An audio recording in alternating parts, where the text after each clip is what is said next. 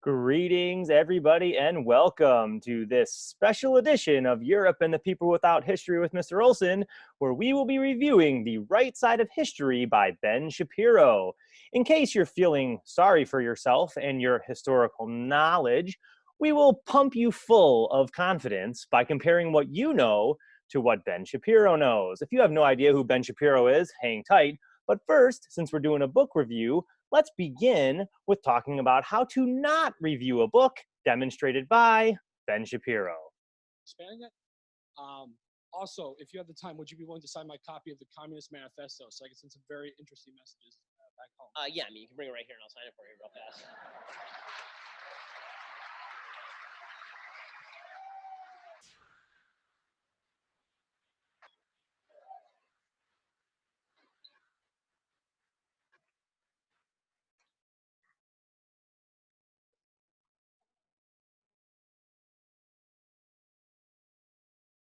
I will make you read the inscription out loud now. This book sucks by Ben Shapiro. That's so funny and intellectual and academic. Leave it to a Harvard Law grad to be able to review a book by simply stating that it sucks.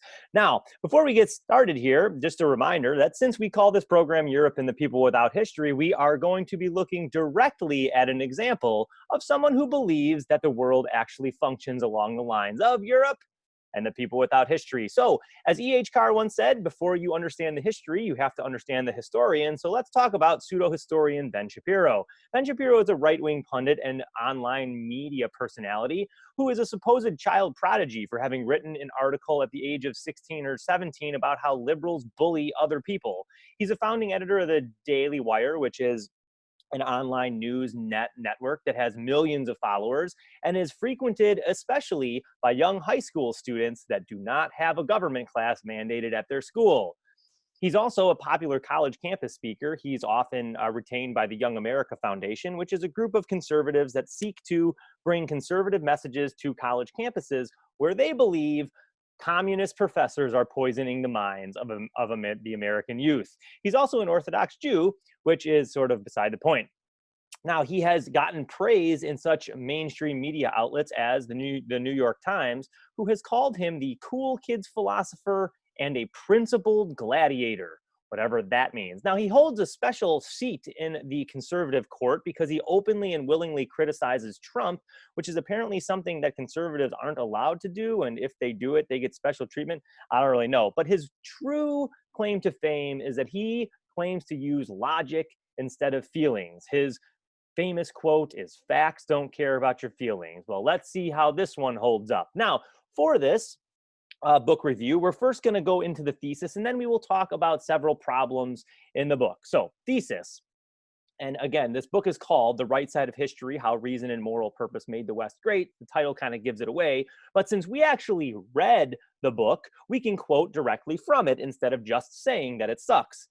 So on page 41, Ben Shapiro lays out his thesis by saying Western civilization is the greatest force for good in world history. He then uses Jerusalem and Athens to advance that thesis by saying that these two cities are the quintessential cities in world history that has allowed everything good to happen everywhere else. So everything stems from Jerusalem and Athens. Now, problems with this. First of all, if you're going to buy into Ben Shapiro's thesis, you have to ask yourself, is there such thing as a West? Is that West, if it exists, monolithic, meaning is it all the same?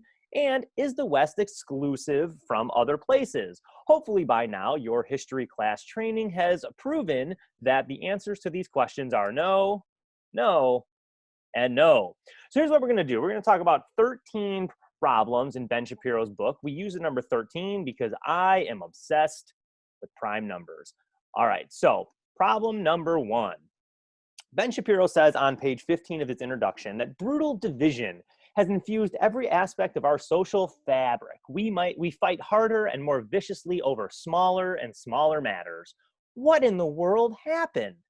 Well, Ben, I've got an answer to that question. You happened. There is no person in the media community that is more responsible for stoking anger and hatred among his followers than one Ben Shapiro. In fact, some of his followers are so confused that they oftentimes engage in anti-Semitic actions, sometimes graffitiing places of worship of synagogues and other places frequented by Jewish citizens.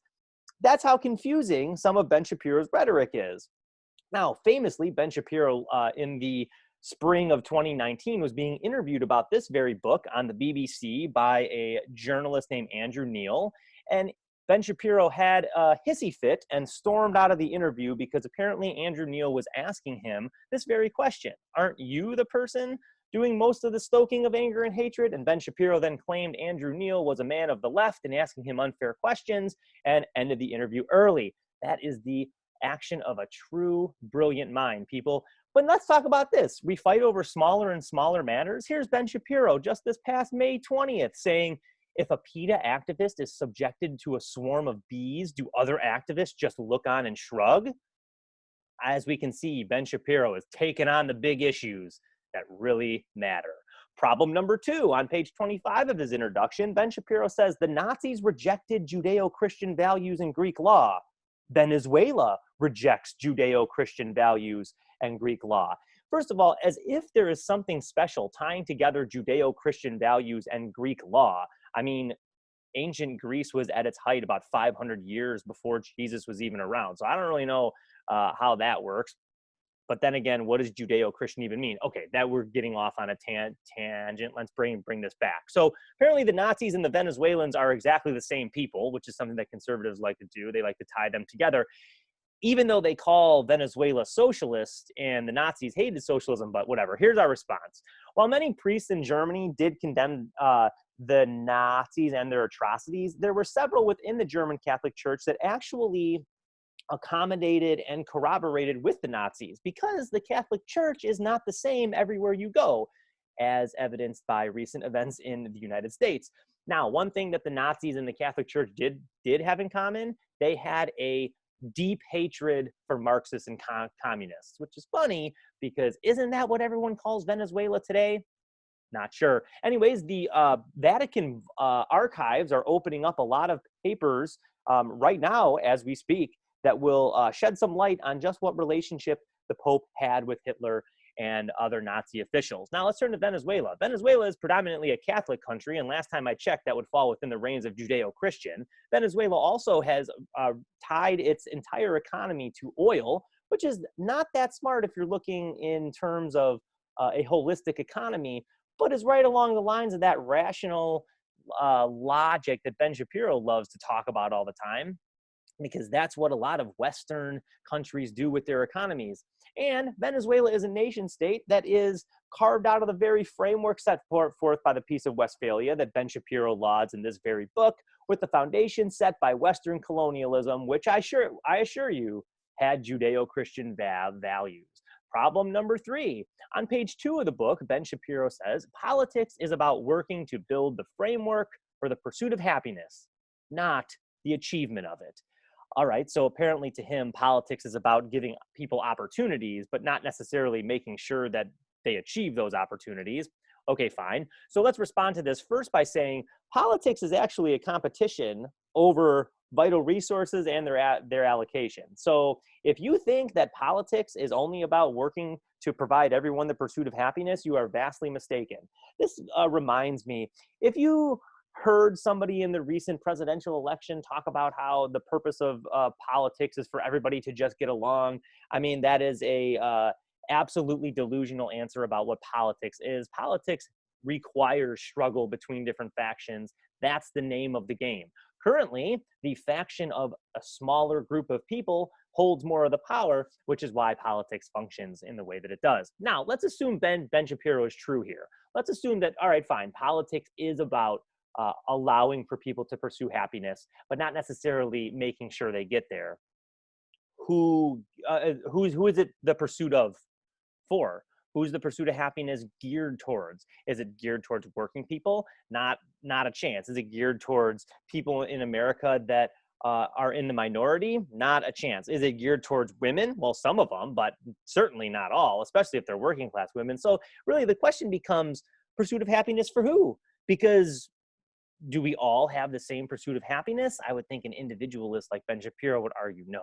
Nevertheless, problem number 4, Ben Shapiro does not understand Martin Luther King. Shocker, I know. He says on page 35, but Martin Luther King himself only thought the moral arc existed in the context of a religious narrative of history. Let's dive into some things that Martin Luther King actually said. Now, while he was a preacher, which means that a lot of what he said probably did have a moral arc related to religion, try these 3 on for size. He said, if the soul of America becomes so poisoned, the autopsy must read Vietnam. That to me is an anti-imperialist phrase. I don't see any religion there at all. How about this one? What good is having the right to sit at a lunch counter if you can't afford to buy the hamburger? That to me sounds economic. No Jesus there. And how about the last one? You can't talk about solving the economic problem of the Negro without talking about billions of dollars. You can't talk about ending the slums without first saying profit must be taken out of the slums. That's political economy of housing. That's not religious. So here we have another problem. Ben Shapiro talking about Martin Luther King, not in the way he actually existed. Problem number 5. He says on page 43, and gear up for this one because I have no idea what it really means, we live in a physical world. The physical world has nothing to say to us about purpose or meaning. It's a bunch of stuff. A tree is not good or bad. It's just a tree. The world is filled with brute facts. We ourselves are brute facts with no capacity to rise above the basic realities of nature. Okay, so a lot to wonder about here. I mean, I get the tree part, but the humans are brute facts. I don't really know about that. But let's deconstruct it one piece at a time. Yeah, the first response is, what did you just say? But how about this? A tree is a tree, but the problem here is that the tree does not tell us how to feel about the tree. For example, Ronald Reagan famously said that trees are bad because they cause global warming. Is that a bunch of stuff? Is a tree just a tree if someone is going to think that it causes global warming and then cuts it down? There's a problem here. Nothing about a tree tells us how to feel about that tree. How about this one, about the human part? A Palestinian is just as human as a Jew then, right? If we're all brute facts, but doesn't that mean that they should be able to live in the same places? Because that's not what Ben Shapiro advocates in the whole Israeli-Palestinian situation. In fact, here's Ben Shapiro in 2010 saying, Israelis like to build, Arabs like to bomb crap and live in open sewage. This is not a difficult issue. Hashtag settlements rock. Does not seem to me there that humans are facts. Problem number 6. Let's do the history of the Middle Ages with Ben Shapiro. Quote number 1. Popular history maintains that this period represented the Dark Ages, but that's simply inaccurate. Progress continued as Christianity spread.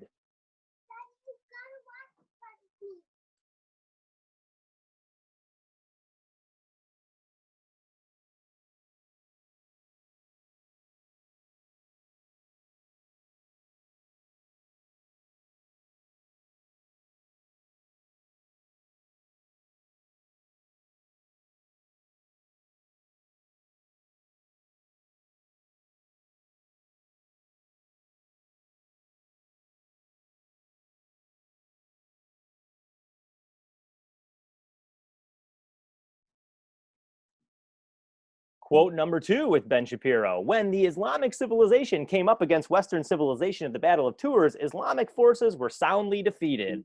How about this one on page 65 and 66? For science and democracy to take hold in the West, reason would have to be elevated once more. That process began with the reintroduction of Greek reason to the West in the 11th century. And lastly, Maimonides, whom we will discuss later, was the most profound thinker among the Jews. All right, so let's deconstruct these one at a time. First of all, the Dark Ages, that has been dealt with by historians for a long time. Yes, the Dark Ages, a bit of a misnomer for the time period. Let's deal with Europe first. So life expectancy went up, sure, and religion did slowly grow during the period because people had nothing else to turn to. There were no more cities, no infrastructure, there was a lack of a market economy, there was feudalism for crying out loud. Nothing really existed but that Catholic Church. So with that said, of course the church was able to grow. But do you think Ben Shapiro acknowledges anything about the Islamic world, China, or the Americas during this time period? Not a chance. Which means, yes, the Dark Ages is a misnomer, but not necessarily for the reasons that Ben Shapiro came up with. How about this one? Science was reintroduced to the Western world, but it was reintroduced because Muslim scholars were the ones keeping those texts alive, translating them from their classical Roman and Greek language into something that was more current. So it's not necessarily Westerners that we have to owe to that, it's Muslim scholars. How about this one? The Battle of Tours was not against the Islamic civilization. He made this mistake in the tweet that we talked about before. Arabs constitute a large group of people. The Islamic civilization by the mid 700s was not a homogeneous entity. So they weren't the same thing since like 630 when Muhammad died. So to think that this is one civilization that went up against the Franks at the Battle of Tours is absolutely ridiculous. Finally, let's talk about Maimonides. Maimonides was in fact a Jew, and he was in fact one of the most profound thinkers of the day, but he preferred living in Cordoba, which was a Muslim-controlled city. He didn't want to live in what Ben Shapiro would consider the West. He wanted to live in an area controlled by Muslims. Problem number 7, and this one is the absolute best. He writes on page 70, Roger Bacon even set down the first European formula for gunpowder. The age of scientific progress didn't begin with the Enlightenment, it began in the monasteries of Europe. Hopefully you've already been able to point out the issue with this one, but the first European formula for gunpowder, who even talks about that? With this statement, Ben Shapiro has gone full off with his veil to show us what his agenda really is. There is no word in this book on the fact that gunpowder is in fact a Chinese invention, and there is no word about how Muslim traders and merchants are the ones who brought the formula from China to Europe.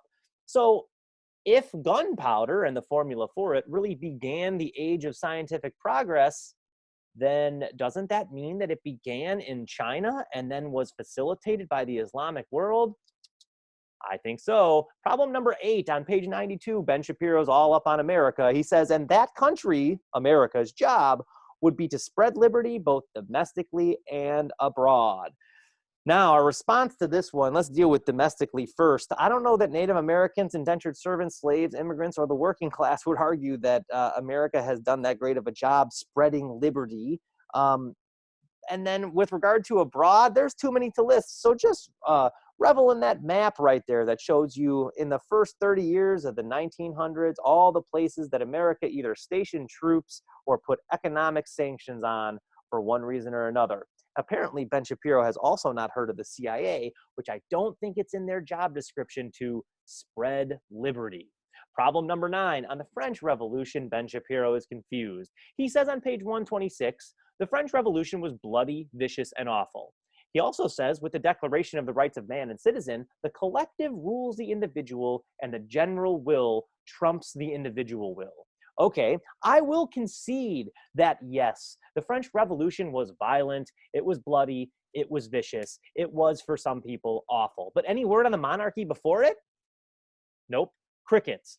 How about the fact that the French Revolution abolished the Ancien regime, therefore getting rid of feudalism and laying the foundation for France to become a modern liberal democracy?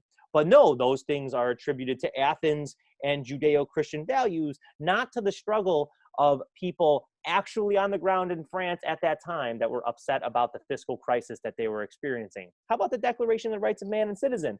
It only takes to get to Article 2 to prove Ben Shapiro wrong. You don't even have to read the 20 or some odd articles. All you have to do is read the second one that says, the goal of any political association is the conservation of the natural and imprescriptible rights of man.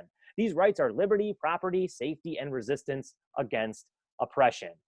That is obviously not something that Ben Shapiro consulted when he wrote this part about how the Declaration of Rights of Man only protects the collective, not the individual. It says right there that protecting the natural rights of man is going to be done according to the Doromac. Problem number 10, where's the imperialism at? Any imperialism? The word is mentioned twice in the entire book. If you are going to write a book about how Western morals and Western philosophy have been used to do great things, then you should also be required to talk about how they've been used to justify atrocities to advance the material interest of that West.